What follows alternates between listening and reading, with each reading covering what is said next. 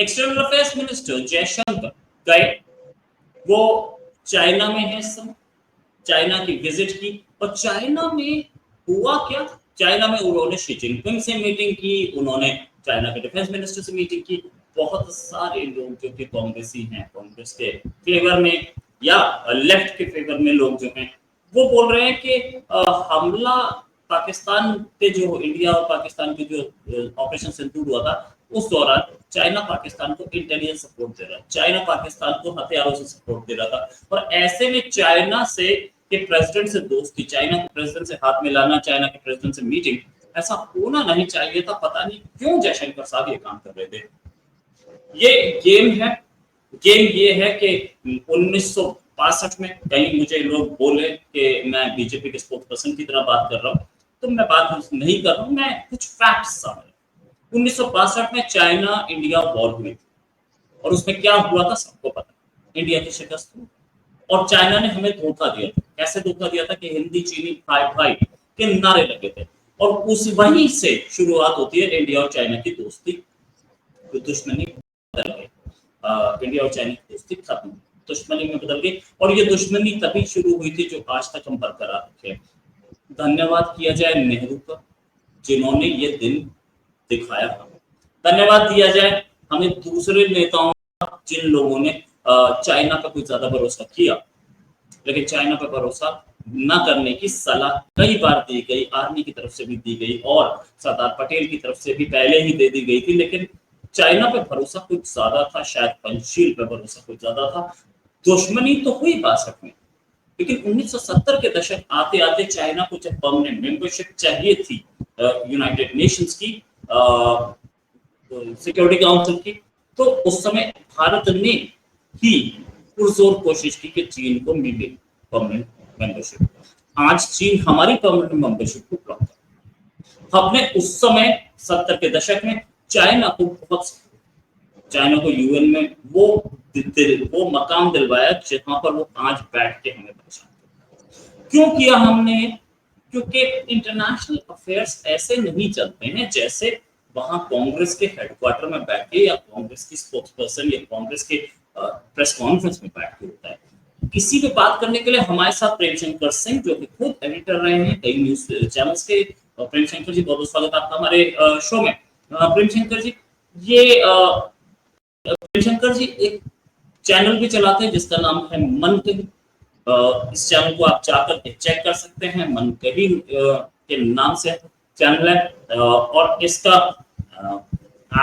वो है मन कही _YT हैंडल है, आप इसको जाके चेक कर सकते हैं। प्रेमशंकर जी, बहुत बहुत स्वागत आपको हमारे शो में। प्रेमशंकर जी, पहली चीज कि क्या कांग्रेस बोल रही है कि इंडिया को धोखा दे रहे हैं प्राइम मिनिस्टर मोदी और जयशंकर साहब?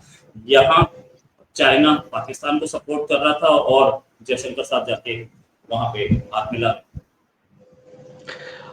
इसमें देखिए रोहित जी, इसमें देखने वाली बात यह है कि कांग्रेस दरअसल पॉलिसी का विरोध नहीं कर रही है या विदेश नीति का विरोध नहीं कर रही है। कांग्रेस दरअसल बीजेपी का विरोध करती है और वो पीएम मोदी का विरोध करते हैं, राहुल गांधी।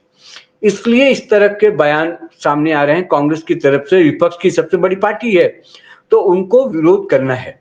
दरअसल कांग्रेस जो बताना ये चाह रही है देश को, अब क्यों बताना चाह रही है मुझे नहीं पता, लेकिन बताना वो ये चाह रही है कि आप चीन जाते हैं और चीन में जाकर एससीओ की बैठक में शामिल होते हैं और जो एससीओ बनाने के पीछे जो मकसद रहा है सबको पता है कि वो अलगाववाद और आतंकवाद जैसे मुद्दों को खत्म करना, उसकी चर्चा करना और उसी को लेकर इसका गठन हुआ। तो वो एक डिप्लोमेटिक एक तरीका है और इस तरह की जब बैठक जहां पर भी ऑर्गेनाइज होती है वहां जाना स्वाभाविक है। तो वो अगर जयशंकर वहां पर जाते हैं, हमारे फॉरेन मिनिस्टर जाते हैं, तो इस पर तो सवाल कतई आप उठा ही नहीं सकते।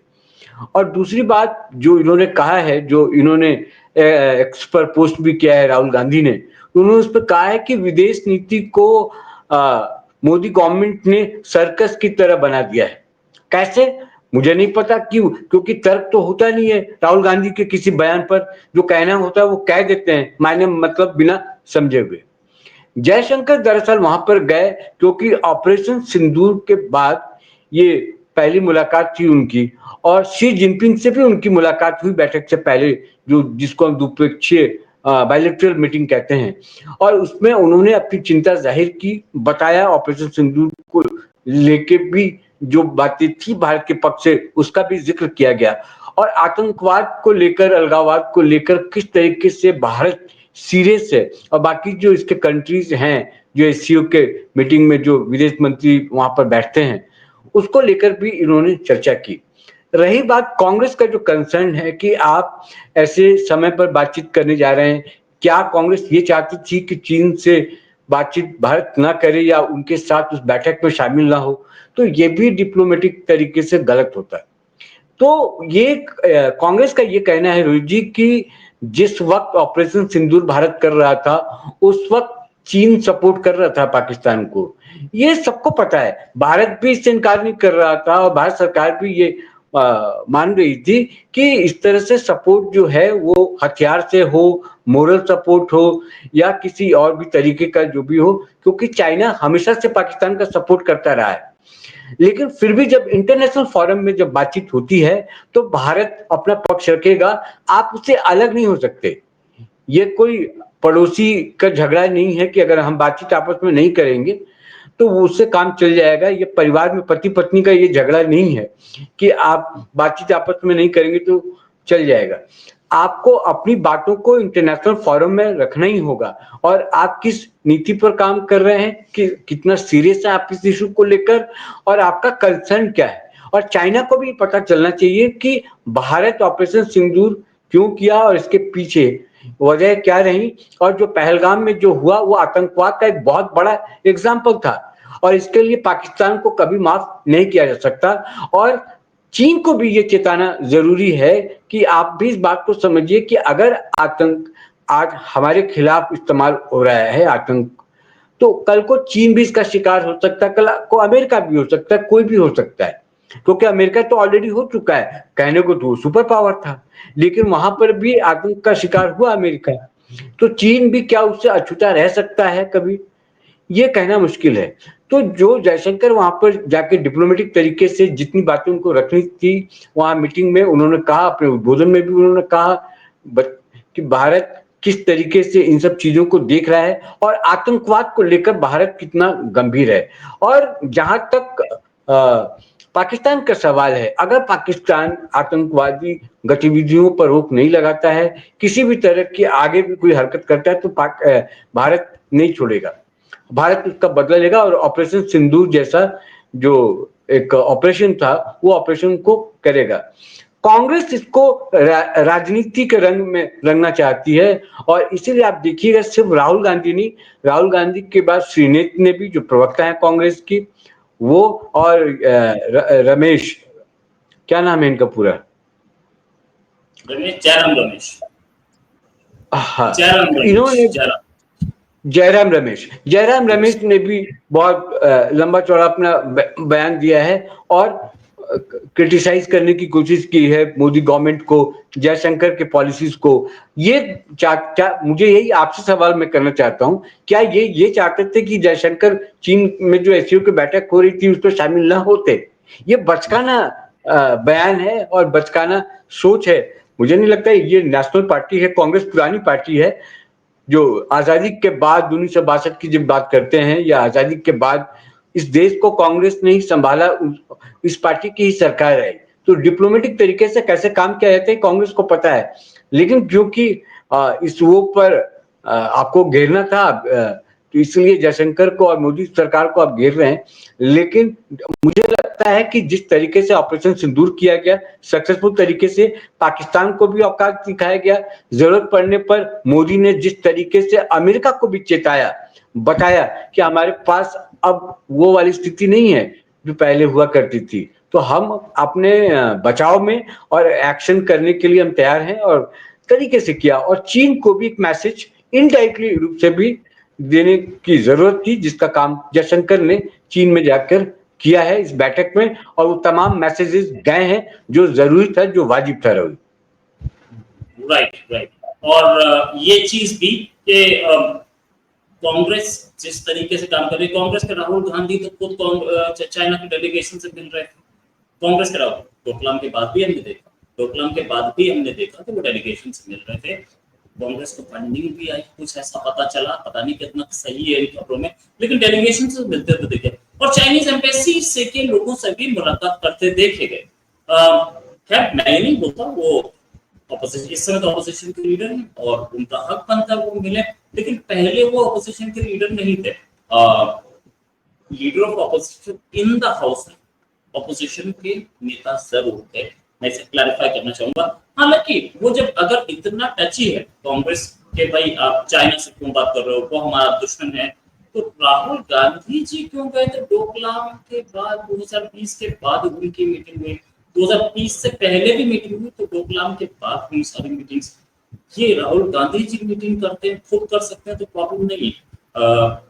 एक्सटर्नल अफेयर्स मिनिस्ट्री जिनका काम है शंघाई कोऑपरेशन ऑर्गेनाइजेशन में जाना, मल्टीलैटरल फोरम में जाना, वहां जाकर के मीटिंग्स भी होगी। चाइना होस्ट है, उससे तो मीटिंग करनी बहुत जरूरी है, होस्ट के प्रेसिडेंट से। और सबसे बड़ी चीज अगले साल इंडिया होस्ट है शंघाई कोऑपरेशन ऑर्गेनाइजेशन का, तो वो आएंगे यहाँ। चाइना के प्रेसिडेंट भी आएंगे, चाइना की फॉरेन मिनिस्टर भी आएंगे, चाइना के डिफेंस मिनिस्टर भी आएंगे, हमें होस्ट करना है। साथ साथ हमें पाकिस्तान को भी होस्ट करना पड़ेगा, तब क्या जवाब? देखिए रोहित, इसको समझना पड़ेगा आप कि डिप्लोमेटिक तरीके से आप अलग तरीके चलते हैं, क्योंकि जो सपोर्ट था चाइना का पाकिस्तान को, वो सपोर्ट करता रहा चाइना, आगे भी करता रहेगा, ये भी हमें पता है। लेकिन जब आप अपनी बात रखते हैं इंटरनेशनल फोरम में और इस तरह की जो भी मीटिंग्स होती हैं उसमें अपनी बात रखनी होती है और उसका जहां विरोध करना होता है आप विरोध भी करते हैं। ये आप कैसे भूल जाते हैं कि चाइना को आप इग्नोर नहीं कर सकते। चाइना से हमारा बॉर्डर मिलता है, हमारा पड़ोसी चाइना भी एक तरीके से है, तो आप उसको इग्नोर नहीं कर सकते। और मैं बार बार कह रहा हूं ना कि ये आपके घर का, आपके मोहल्ले की बात नहीं है कि आप पड़ोसी से बात नहीं करेंगे तो आपका काम चल जाएगा। इंटरनेशनल लेवल पर जब आप बात करते हैं, विदेश नीति की जब आप बात करते हैं, तो ये तमाम शिकायतों के बावजूद आपको मिलना होता है, अपनी बातें रखनी होती हैं और उनकी सुननी भी होती हैं। कहां तक ये फ्रूटफुल होता है ये एक अलग बात है। और ये क्यों भूल जाते हैं कि चाइना से लाख दुश्मनी के बावजूद आप उसको दुश्मन समझते हैं या कुछ भी समझे, जो आर्थिक मोर्चे पर जो संबंध एक चाइना से रहा है या है, क्योंकि इंडिया हो या चाइना हो, दोनों के मार्केट बहुत बड़े हैं और चाइना के जो प्रोडक्ट हैं किस तरह से भारत में इस्तेमाल होते हैं ये किसी से छुपा नहीं है। तो जो इकोनॉमिकली अगर आप इस पूरे वो प्रकरण को देखेंगे तो आप चाइना को सीधे सीधे खारिज नहीं कर सकते। तो उस लिहाज से भी आप चाइना से आप खुद पता नहीं राहुल गांधी और कांग्रेस इस टीम को समझ नहीं पाती है या समझते हुए जानबूझकर वो परेशान करने के लिए सवाल, क्योंकि खड़ा करने के लिए विपक्ष जाना जाता है, इसलिए सवाल खड़ा करते हैं कि आप कट्टी करके, जो कहते हैं बचपन में एक दूसरे से कट्टी करके मुंह फुलाकर आप बातचीत करना बंद कर दिया, ऐसा नहीं हो सकता ना। तो चाइना से बातचीत करनी पड़ेगी, जो इंटरनेशनल लेवल पे जो एजेंसीज हैं, जो मीटिंग्स होंगी, तो वहां पर भारत भी जाएगा। कई बार आप देखे हैं अमेरिका यूएन में हो या कहीं पर, भारत पाकिस्तान कई ऐसे फोरम है जहां भारत और पाकिस्तान दोनों देश वहां पर जाते हैं, दोनों देशों के विदेश मंत्री जाते हैं, पीएम जाते हैं। ये अलग बात है कि वहां उनसे बातचीत होती है या नहीं होती, मुलाकात होती है या नहीं होती है, लेकिन अगर आप कॉमन वो में हैं और इंटरनेशनल अम्ब्रेला के नीचे काम कर रहे हैं सारा कुछ, तो और कहते हैं ना कि सोसाइटी से आप नहीं कर सकते हैं, तो इंटरनेशनल सोसाइटी जो है उससे आप कट नहीं सकते। तो जयशंकर का बैठक में नहीं जाना ये तो, और क्योंकि वो ऑपरेशन सिंदूर में चाइना पाकिस्तान को सपोर्ट कर रहा था इसलिए हम बातचीत नहीं करेंगे और उसका बहिष्कार करेंगे, ये तो मुझे कहीं से समझ में नहीं आता।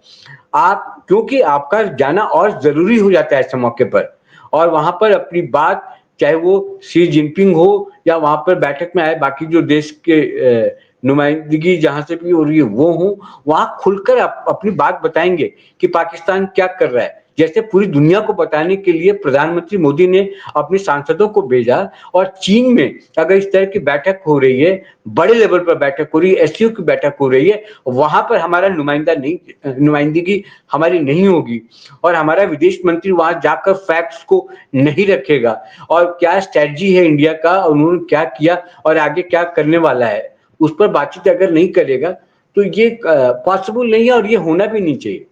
तो मुझे लगता है कि ये सिर्फ विपक्ष की राजनीति है, कांग्रेस की सिर्फ राजनीति है कि वो डाउन करें, और क्योंकि सवाल उठाना है तो इसलिए उठाना है, वरना कोई दम नहीं है विपक्ष के किसी भी आरोप में।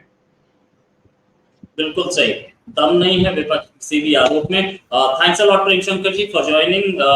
बहुत ही डीप में डिस्कशन हुआ और अभी आने वाले टाइम में बहुत सारी और चीजें होंगी, हम उम्मीद करते हैं आपसे और डिस्कशन करेंगे। अभी के लिए नमस्कार, धन्यवाद, जय हिंद।